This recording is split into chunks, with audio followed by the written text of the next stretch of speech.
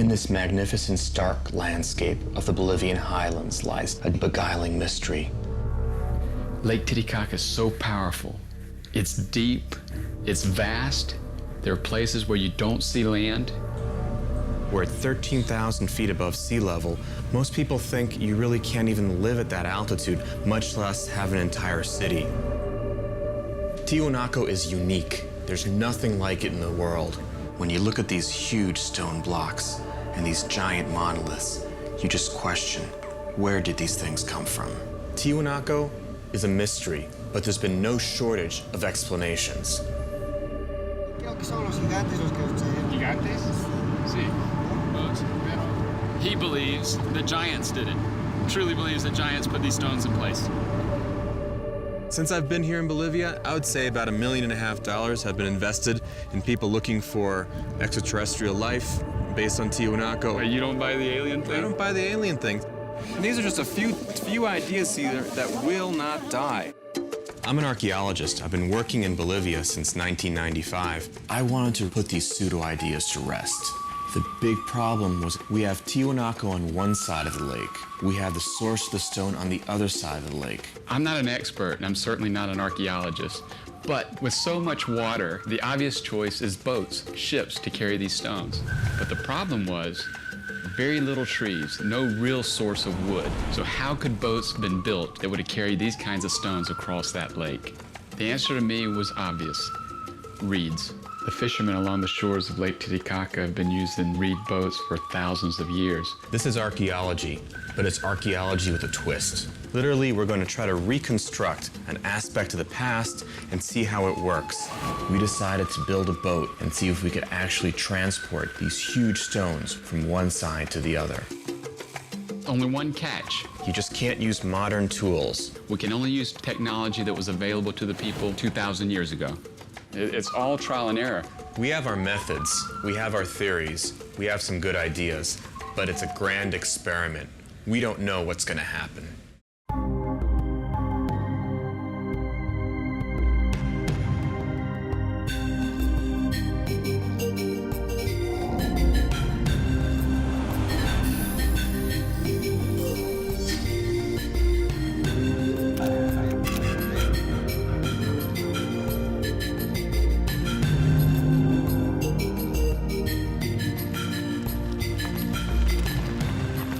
It is cold, it is desolate, and at this altitude, it is hard to breathe.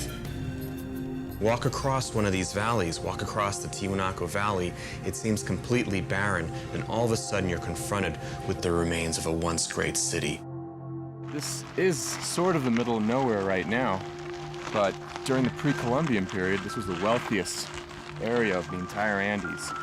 Whoever controlled the Titicaca Basin controlled the Andes. And for 500 years, Tiahuanaco controlled the basin, and its influence was felt throughout the southern Andes. When early scholars first visited these ruins, the standing stones evoked a memory of an equally mighty and mysterious place in the British Isles, and named these monuments the American Stonehenge. We're talking about an amazingly developed culture that didn't have writing, or at least didn't leave us anything we could understand. We only have the archaeological remains. Scientific excavations began in Tiahuanaco over 100 years ago. For years, people assumed that Tiahuanaco was an uninhabited ceremonial center. Now, with years of archaeological research, we realize that for 500 years, this city was the largest one in the continent. This project builds on over a century of serious archaeological work. This comes in contrast to a field I call pseudo or fringe archaeology, where a huge amount of money has been invested in trying to connect these ruins to aliens or lost tribes, or basically any other source other than the people that actually live there. The stones that we were interested in were made of andesite. The source of the stones are located on the other side of the lake. There's one monolith at Tiahuanaco, a very famous monolith called the Ponce monolith, made out of andesite. We're going to try to find something like this over the other side of the lake, these dimensions, and drag it over here. We chose the Ponce monolith because it's such an iconic piece of Tiahuanaco. Weighing in at 9 tons, it was a perfect size for our experiment. So we set out to solve the mysteries of the stones of Tiahuanaco. No aliens, no giants, just a lot of hardworking people with some really innovative technology and some really great ideas.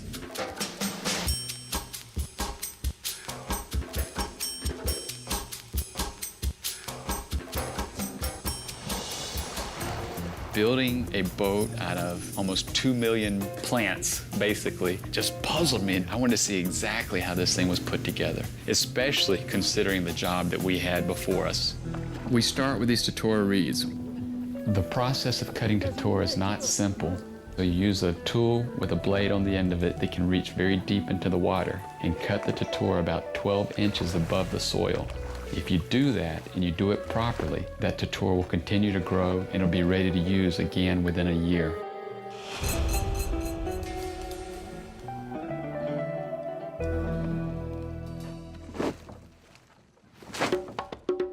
Once the reed is brought to the land, it is laid out in the sun where it can dry for 3 weeks. That whole process is very critical and everybody participates in it. We gather them up in bundles or amaros. Amaros is the Aymara measurement that really means big enough for an Aymara adult to wrap both arms around it. You take several of those bundles and you join them together until you have one long cigar-shaped roll, about 50 feet long. Our boat's going to have about 35 of these long cigar-shaped rolls. So that's really about 3,000 bundles, 1,800,000 reeds. That's a lot of totora.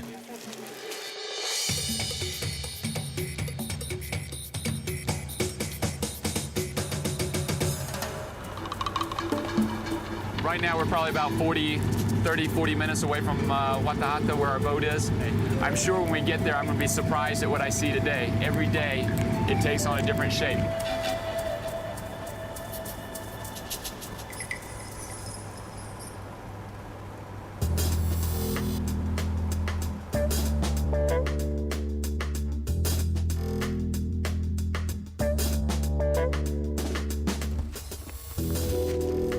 Right now, it just looks like 2 giant rolls, but there's much more than that inside of it. If you're looking back up there, you can see we actually have 2 bodies, or 2 sections. What you don't see is a 3rd section, which is the heart of the boat. In between these 2 bodies, they actually alternate wrapping the ropes around one side and the heart, then the other side and the heart. And they do that all the way through.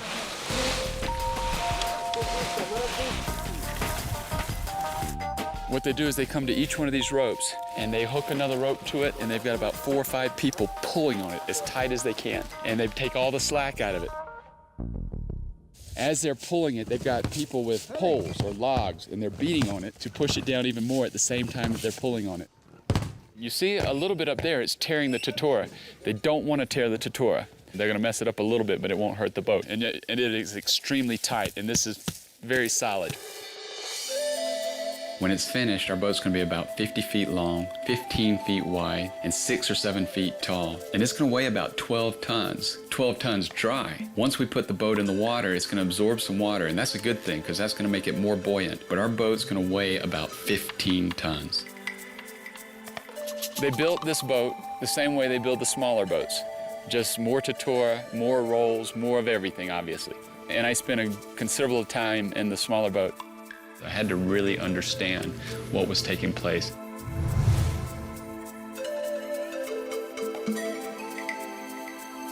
¿Estudiante? Buen estudiante. That boat drafted very little. Now, in terms of percentage and in terms of amount, I can't tell you, but it was truly tiny. This was about a 10, 12-foot boat. I could not have flipped that boat if I wanted to. This is very responsive. Surprises me. It's very easy to handle. I'm going to see if I can roll this the way they do modern whitewater kayaks. I'm trying to prove that modern kayaking was invented by the Tiahuanacans 1,000 years ago, and they did it in totora reed boats.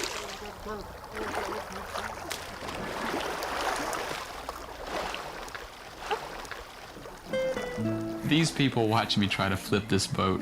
What went through their mind?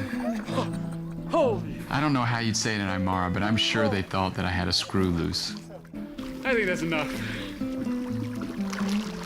Okay, Paul. Perhaps these people didn't invent whitewater kayaking, but one thing for sure is the integral part these boats have in the lives of the lakeside communities.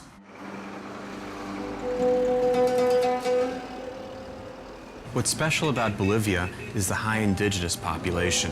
About 60% of the population of Bolivia is indigenous. You see a lot of men and women in traditional dress. You'll see a lot of women wearing the traditional pollera dress, which is a large, poofy dress, and that bowler hat, which really nobody knows when that started up, but hats are very important in the Andes. The Aymara have been living in the Titicaca Basin for thousands of years. They connect very strongly with the ruins. They recognize that as parts of their heritage and their identity.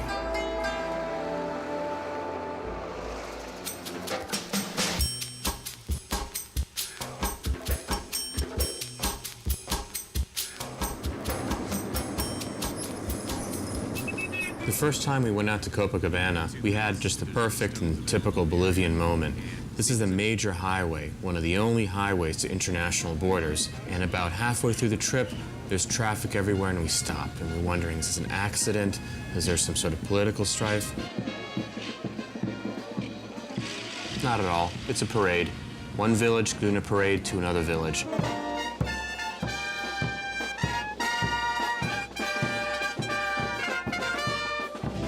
Party in the middle of the street, traffic stopped on both sides. Nobody cares. Welcome to Bolivia.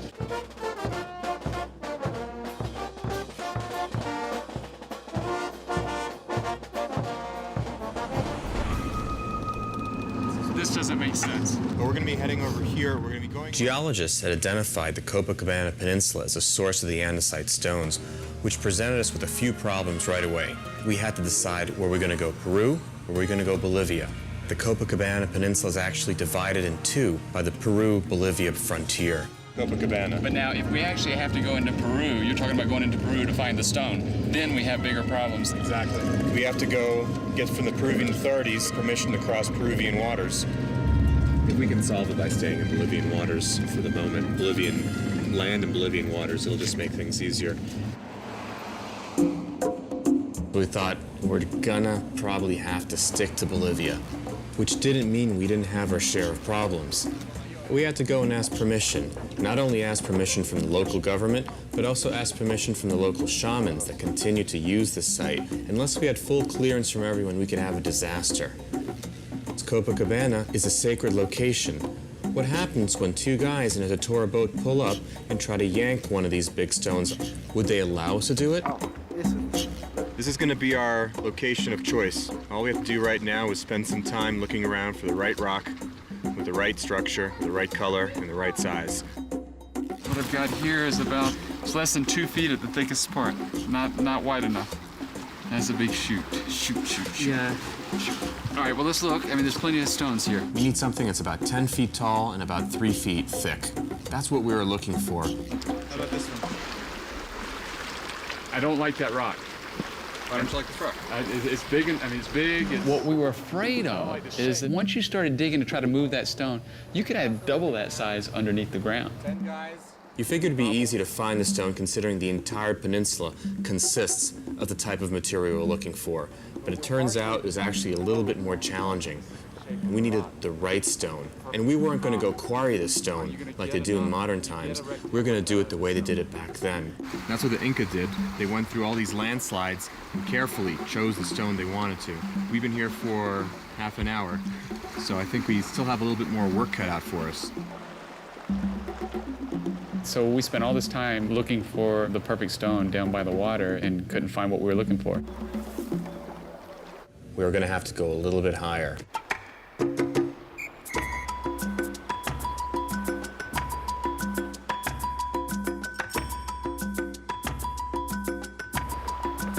We get there and I think, okay, well, this is going to be a piece of cake.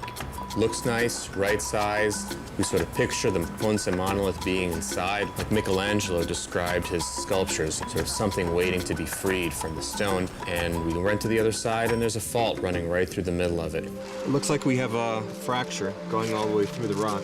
So this stone over here may not be the one we're looking for at the moment.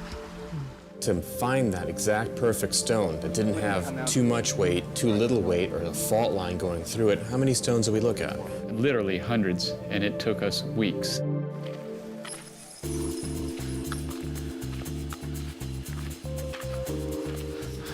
¿Cómo estás? Bien, bien. ¿Qué tal? ¿Cómo está? Bien, bien, bien. ¿Cómo?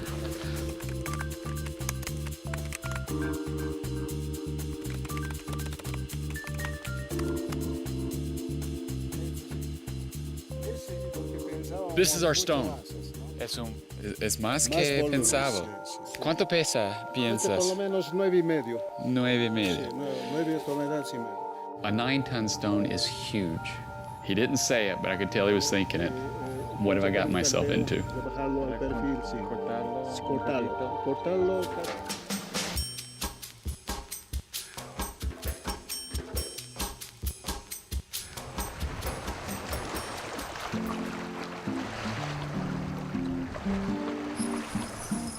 When we talked to the boat builders and we told them the stones from Copacabana were transported to Tiahuanaco, and we think that it was done on totora boats.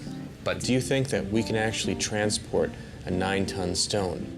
I came up with a way to do everything, so I thought I had pretty good ideas. But the Aymara kind of laughed at me. I was trying to show them, and they're just looking at me like, we know how to do this stuff. What are you talking about? And they found it humorous that I was trying to tell them how to do some of these things, as if I figured out something that was new. After a while, my job was just to sit back and watch them figure out how to make it work. Claro, debe ser, porque Por eso, esto no necesita gente, porque My interest as an archaeologist was to see how the Aymara, the descendants of the Tiahuanaco, would actually go about doing such a task. They too were experimenting with this technology because they hadn't built anything of this size in over 1,000 years. So as the experiment went on, they tried a variety of different methods, and as usual, the simplest ended up being the most correct. Hey, that's a great idea. That puts everybody that's working on this on land. And leaves the boat, which is not a whole lot of room there, completely free. They had a method they knew, and now they were going to take it to the absolute technological limit. So the big question was, Is it going to sink or not? And they're like, no, it's not going to sink, even though this is going to be the most amount of weight they take on a boat this size.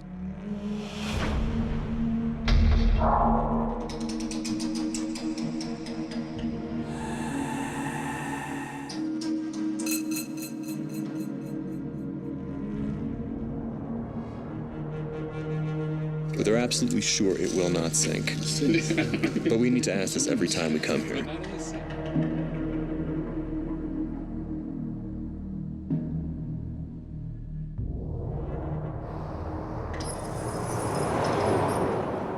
we're supposed to put the boat in the water. Originally, we were going to have 60 people do it. Last night, they're telling me 30 people. This boat weighs 12 tons. Originally, we were going to start at 8 o'clock. Now we're starting at 9 o'clock. It's going to take a couple hours still to get the boat in the water. Yeah, I'm a little worried. I'm a little worried. We don't want any friction against the bottom of the boat as we're dragging it and pushing it, because it'll tear up the bottom of the boat. So there's going to be 2 tracks, just like a train track, and then we're going to put logs crosswise, stationary.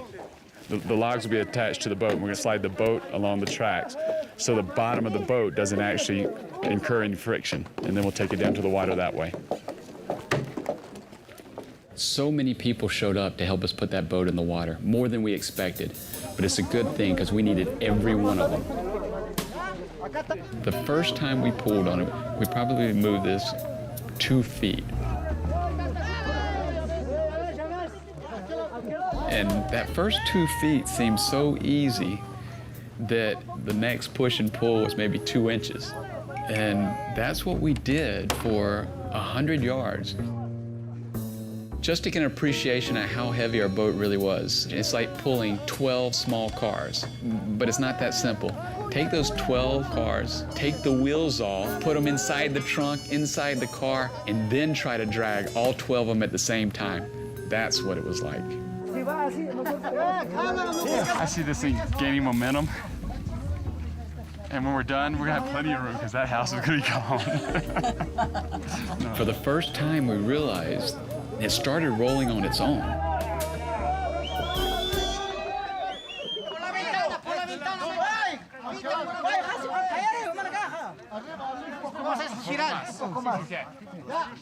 So the command was, uno, dos, tres. And I don't know if they were yelling pull or push after that, but one thing was for sure, everybody there knew what uno, dos, tres meant. A la uno, a las dos, y a las tres.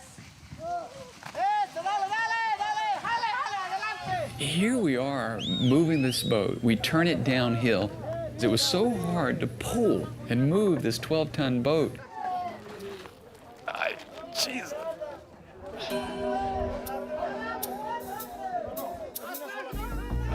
We can't control the movement of this. We pull, we push, we step back. We had people in front of the boat, we had people in back of the boat, and there were issues of danger that we really didn't take into consideration.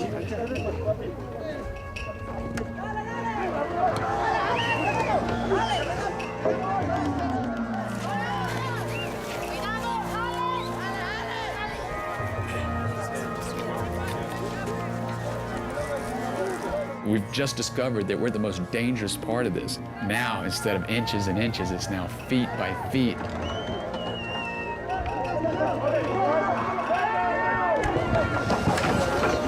And it hit that adobe wall and obliterated it. Everybody stopped. Jesus.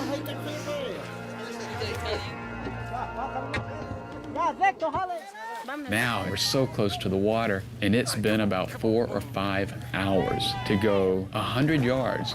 And when the tip of that boat got to the water, everybody knew it. It would take one final push. Come on, come on, come on!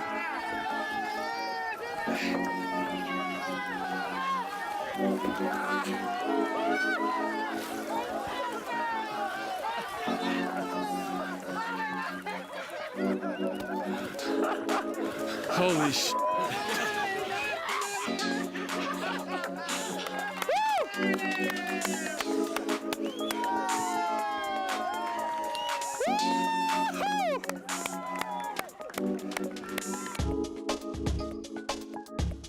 Imagine our excitement, our boat's in the water, and we were supposed to set sail that day.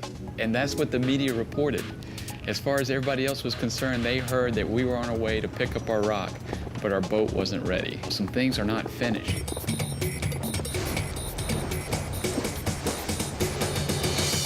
What else do I have? How many oars do we have? 1, 2, 3, 4, 5, 6. We have oars that we could possibly use as a rudder, but with a boat this size, these oars are too small to do what we need to do with it. The rudder was going to be significantly larger, probably 3 times as big as any one of these oars. We're actually missing some of our oars. We're supposed to have 8, and we've got 5. He said we needed some pulleys to pull the sails up. We can't use pulleys. They didn't have pulleys back then. So he said he'll come up with something, and I knew he would. We're gonna go ahead and hit the water and see what happens.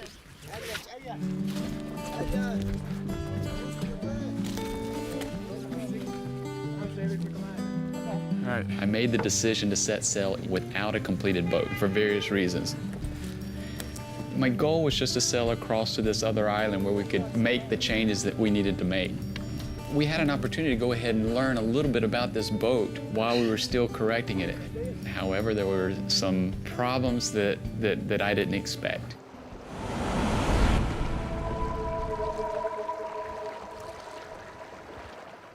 Lake Titicaca is not lake sailing. It's ocean sailing. It's ocean conditions. We have winds of more than 40 knots at times. Lake Titicaca is almost 5,300 square miles. In places, it's nearly 1,000 feet deep. This is more like an ocean than a lake. It's easy to see how the locals believe that Lake Titicaca is a living, breathing creature. We heard stories about people falling in the lake and others trying to rescue them, only to be held back. They didn't fall in the lake. Lake Titicaca claimed them. And to save them would be to anger the lake. Don't expect to get rescued. You're on your own. Perfect, perfect. A storm comes up. We have winds up to probably 40 knots, but it blew so hard.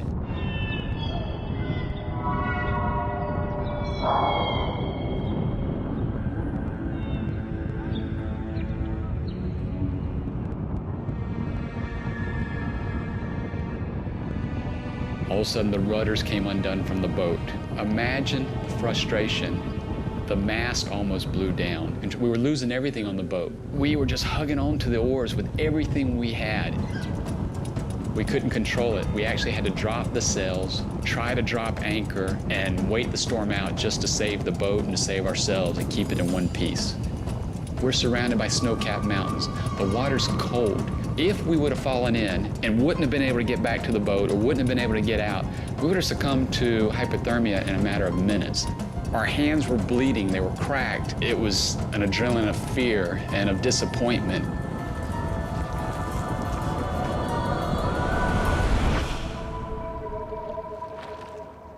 I didn't know what to do. That storm caused so much damage to our boat, we simply couldn't continue sailing anymore. I got on my phone and I called Alexei. Hey man,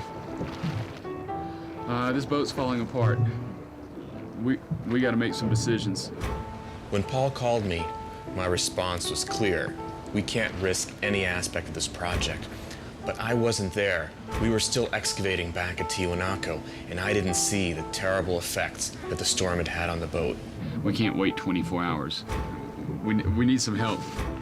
In the state that that boat was in, our options were sit there and continue taking abuse by the elements every day and watch the boat get destroyed, or seek a modern solution. I told him, get a tow, but tow the boat up to the last point that you were able to reach under the traditional navigation. That was the lowest part of the entire project for me. It was a huge defeat. It was very, very emotional. It was very tough. The last thing any sailor wants is to be towed.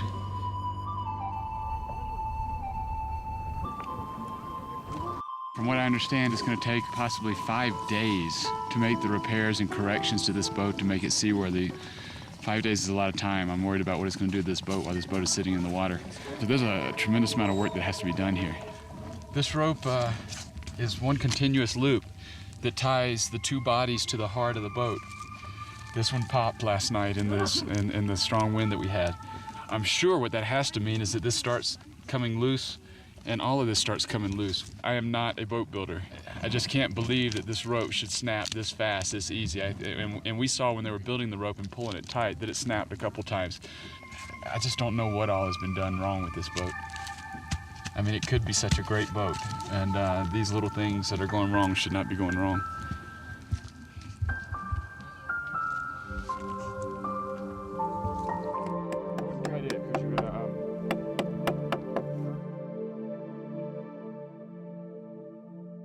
After the boat was fixed, from there to Copacabana, 25 miles, it took less than 3 days. By the time I got on the boat, Paul had made all the repairs and it was sailing perfectly. After 3 months of waiting, I was finally on this boat. We got within eyesight of Copacabana when the wind died. Everybody grabbed an oar. Everybody was paddling with everything they had. It was an absolute dream for me. I'd done it 100 times before on motorized boats, but to do it the way that I'd read about, that had been described in the historic chronicles, for me, it was an actual voyage into the past. It was an incredible, beautiful day. It's indescribable.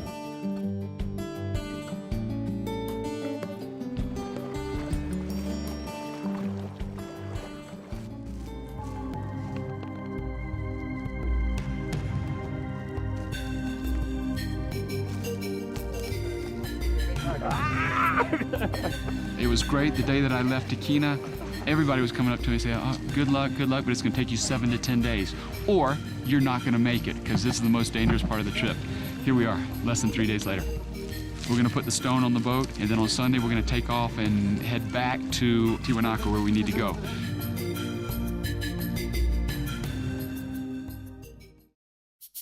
This location is perfect. We had deep water all the way to the shore, so we could pull the boat close to the shore. But it wasn't as simple as that. We need to make it as easy as possible to transfer this stone to our boat. What we had to do is build a ramp. Imagine, in modern terms, a dock. Using the terrain as it already was, we just moved stones out of the way, put them in their place, flattened it out, made a clear path so that we could slide our stone from up above on the hill all the way down to the ramp. This process may sound simple, but we've got to move not only our 9-ton stone, but we've got to move hundreds and hundreds of 50-pound stones, 100-pound stones, 200-pound stones, 1-ton, 2-ton, 3-ton stones just to build our ramp.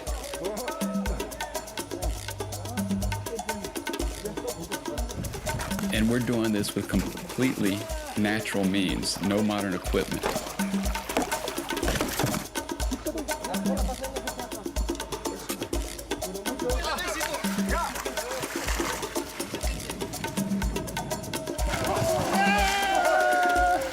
Each part of this journey was marked by a ceremony to appease the local gods, the spirits, and all the other sacred aspects. One thing to understand about the Aymara in this area of the Andes is that there's this incredible combination of Catholicism brought over by the Spanish and the idea that the Aymara had of what their landscape consisted of. And in this landscape, there were a lot of things that were alive. In fact, the entire landscape is alive, the lake, the mountains, the clouds, and one of those things was our rock.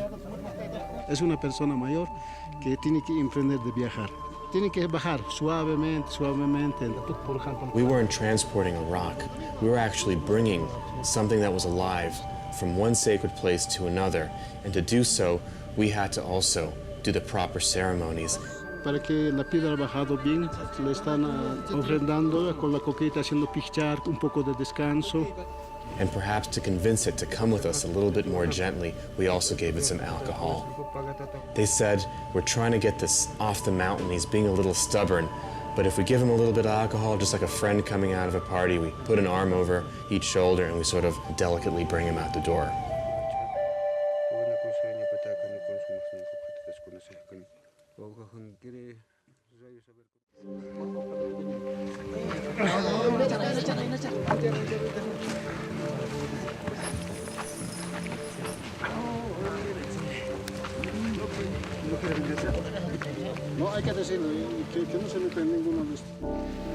We got some movement.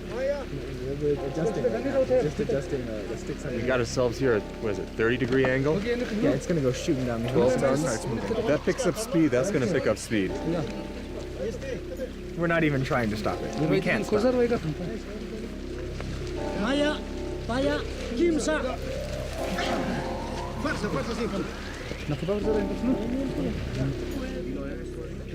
This is going to take a little while here. We had people pushing from above with levers, and there were those of us down below pulling with ropes. Obviously, those above were much safer than those of us below. My thoughts are going through my head. Can this stick really move a 9-ton stone? Can I have any effect on where the stone is going to end up?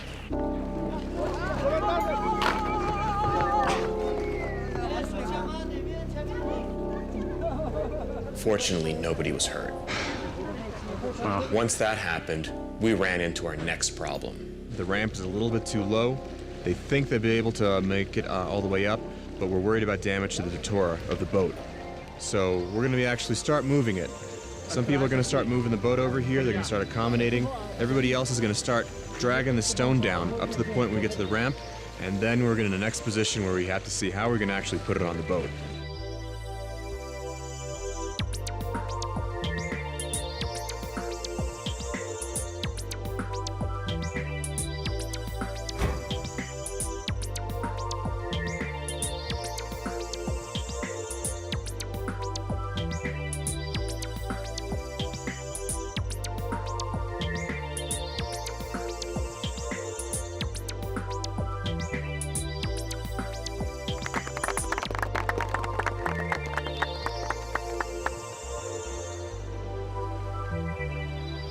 ¿Listo? Ya. Simón, las tareas.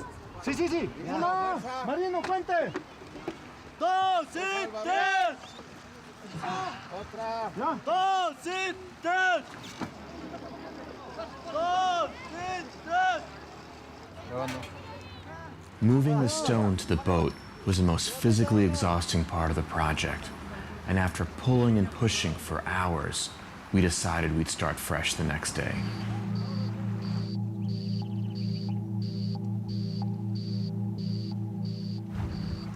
We were determined to load the stone as quickly as possible, but the stone would prove to be more challenging than we thought. Also, this is the trickiest part of the expedition, and the place most likely to lose the stone and damage the boat. For sure. This right here is the toughest part of the entire project. Listo.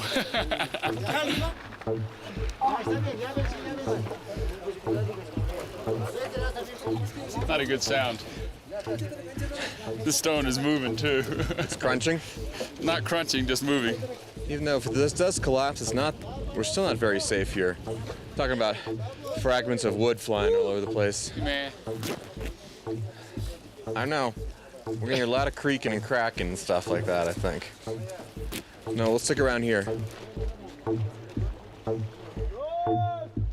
Everybody gave everything they had to get the stone to the boat. We even had the Bolivian Navy pulling as the Aymara were pushing. We had the stone on the ramp suspended above the water. First of all, was the ramp even gonna hold the stone? The stone's 4 feet away from being on the boat. We looked at each other and said, it's gonna hold, right?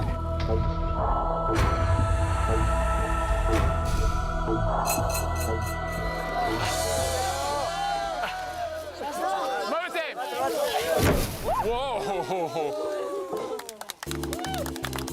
The sound, I don't know if it was wood cracking, totora giving.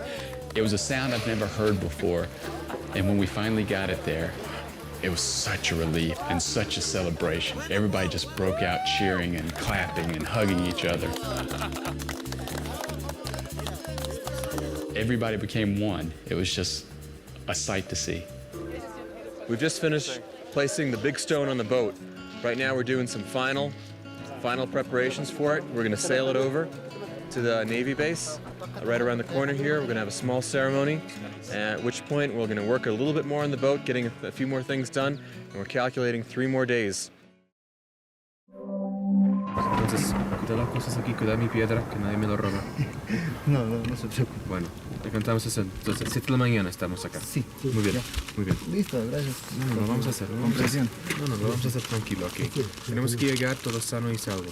They just don't want to leave tonight. They just don't know the winds. And to tell you the truth, they're a little bit scared. Between the winds not being as precise as they know it and not knowing where to drop anchor, between the sheer walls going up there, they just don't want to leave tonight. So I'm a little bit disappointed, but we're going to start up tomorrow at 7 in the morning. We were desperate to leave. The stone was already on the boat, but the weather had turned against us. In the meantime, our boat kept sinking deeper and deeper into the water. Part of the crew was afraid to sail the deepest part of the lake in such a strange boat, and the other part of the crew had gotten ill. Yesterday evening, it hit me hard. It was just chills and fever. I don't know what it was, food poisoning, but I wasn't the only one. A lot of my crew members were sick. Some of the locals were sick. And all that was doing was feeding the superstition. People were afraid to sail with us. And we're having a hard time finding anybody that wants to do the trip out of fear, out of whatever. And it's really strange, very awkward. We don't know what's going on. Yeah. They're gonna come back with voodoo dolls of each one of us with pens stuck in us, and this whole country's gonna be afraid of us or something. Traveling is about, and doing things is about challenges, but we need to get out of here. We made the decision to leave. At 2 o'clock in the morning, we set sail with half a crew, not knowing what to expect, facing the superstition and the fears of everybody around. But there was no other choice, had to do it.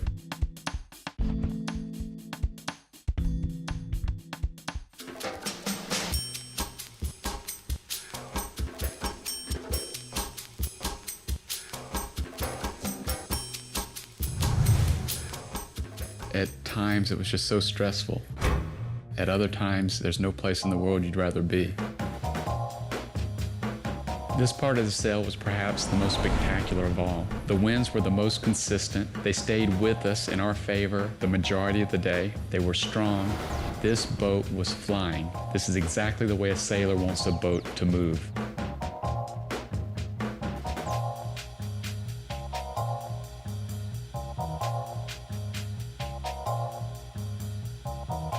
I was trying to solve an archaeological mystery. How did stone get from one place to another? Personally, I'm not a sailor. I thought it was interesting being on that boat. I really didn't like it that much. I'd much rather be excavating, but you're the one who wanted to sail that boat. It's my boat. Okay, it's our boat. But it was my boat. Well, shoot, if I had my way, I'd probably still be on that boat. Why? What was it about that boat? That was my baby. I was very much a part of it.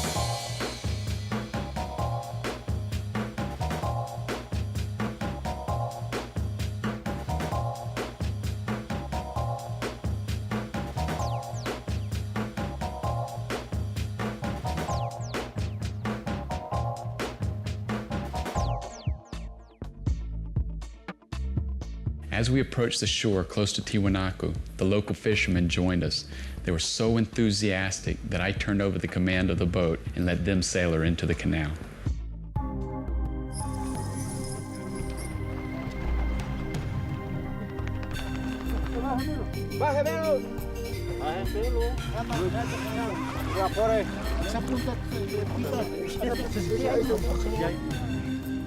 As we arrived, we had our greatest reception yet. Everybody joined. Small children, men, women. Everybody wanted to participate.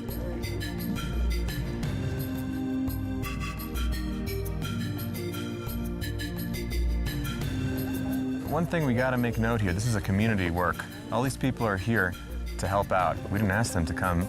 They heard about this, they all came down. They all really want to do this. Ow. Paul, good job. You get this? For the people here, our arrival was a sacred event. This is a stone from Copacabana, a very important place in Bolivia. Coming out and helping us move this stone was sort of an act of faith.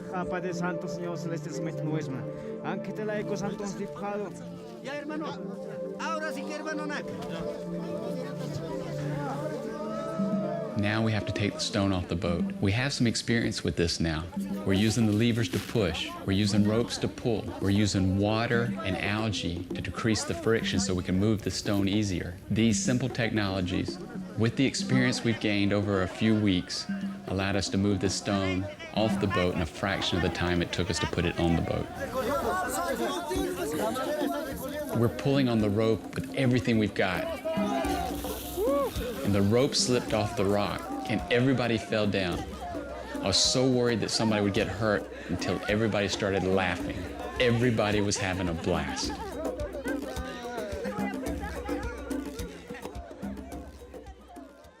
Before we started, people doubted that we could do this project. And as we continued, the doubters grew in numbers.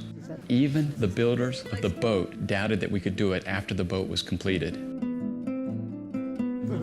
My hope is that this project has a permanent and lasting effect. But in reality, this is just the first step. One thing for sure, I'm going to be here for the next few years trying to change people's misconceptions about Tiahuanaco and the capacity of indigenous peoples. So this was an opportunity to recuperate technologies that were slowly being lost as globalization is taking over in the area. We actually gave them the guidelines. You just can't use modern tools. You can't use anything that they didn't have in the pre-Columbian period. And based on that, we could see how actual existing technologies, knowledge passed down from father to son, from mother to daughter, were actually being reapplied in this project. It's so funny, last night, we had lots of offers to stay in town. People wanted to take care of us, and every bit of this team wanted to stay and spend one more night on the boat because it might have been our last night on the boat, and every one of us did that. I mean, we spent over 3 months on this. It's kind of sad. I mean, it's like we're losing a home. We truly spent so much time on this boat.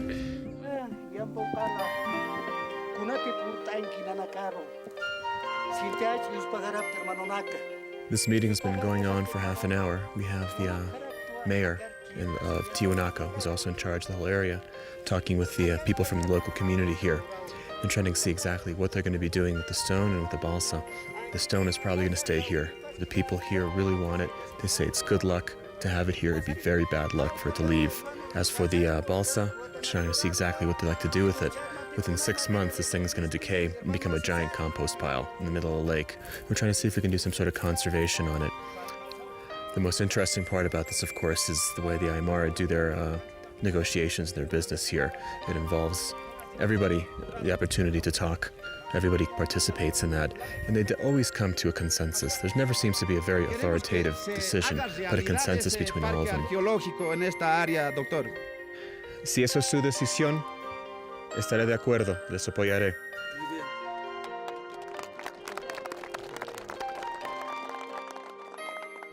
After talking with the community, and you saw the big long meeting there, they came to the idea that, okay, the stone will stay here. These meetings are not about conflict, they're about compromise. And the big surprise for me was the boat. The boat's staying here. They do like the boat. I offered to take it back to Watahata to fix it up, to do conservation. They said, we're Aymara, we got totora, we know what we're doing. So one of the agreements we have for leaving the boat and leaving the stone here is that they're going to carve this up into their own little monolith. It's going to form back there. It's going to form the center of a new plaza, and it's going to be the monolith there. And the plaza is going to be named after the project. Did we prove what we set out to prove? Is this how Tiahuanaco was built? When we are talking about Tiahuanaco, we're talking about thousands of years of history.